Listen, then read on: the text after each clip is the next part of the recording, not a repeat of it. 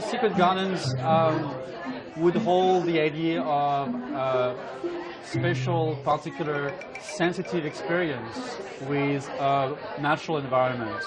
And I think this is one of the main focus and one of the backbone of different types of my works.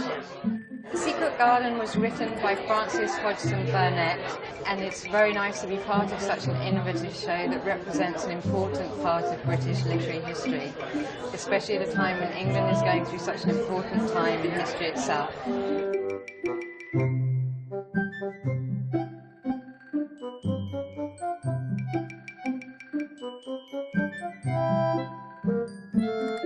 My piece was inspired by the maze, and I guess the maze is rooted in the British gardening, so this is how it's related to the story. It's also about something hidden that we don't know, that we wonder and that we walk.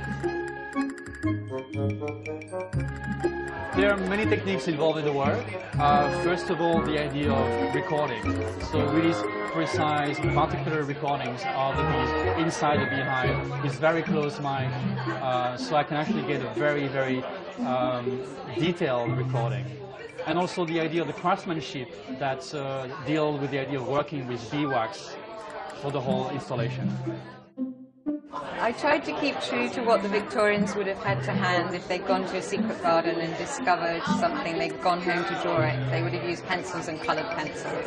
It's a very conceptual, research-based work, articulated around the notion of history of recording, the cabinet of curiosity from the Renaissance, and also the idea of the birth of a new discipline, ethology, coming up from the idea of biology, studying the relationship between animal and man.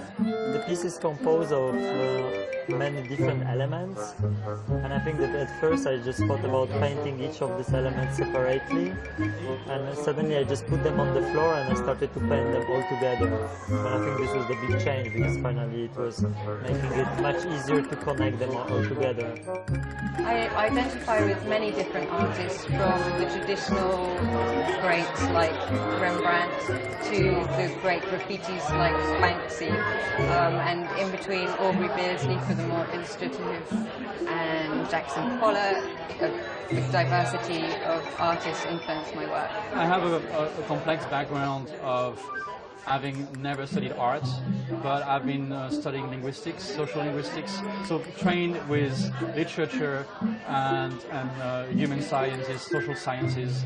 So yes, I do think that there's some particular elements, the idea of research, the idea of having precise concepts in my work, are particularly rooted from my background. Since I was about 2, I've been drawing. I drew all over my school books and got into trouble. I've done many jobs to pay the bills, but I've always been an artist. And I've been in Hong Kong for 1 year, and I'm very excited to start my art career here in Hong Kong, having moved recently from Singapore. Architecture is like a little bit the influence that this art, I mean, especially this one that I'm exhibiting here, and I don't know, maybe for another exhibition it's gonna be some other issue that's gonna influence more or gonna be more visible. But in this case, I was trying to create a system. I'm actually preparing a solo exhibition in 2D gallery, and I think that the work that I present here is articulate some of the focus that I'm interested in for that show at the moment, articulating again the idea of animal and man, different form of writing as well, and the idea of knowledge in relationship to language. In the future, obviously I'm going to carry on with my art, and I hope to have a show of my own work in Hong Kong.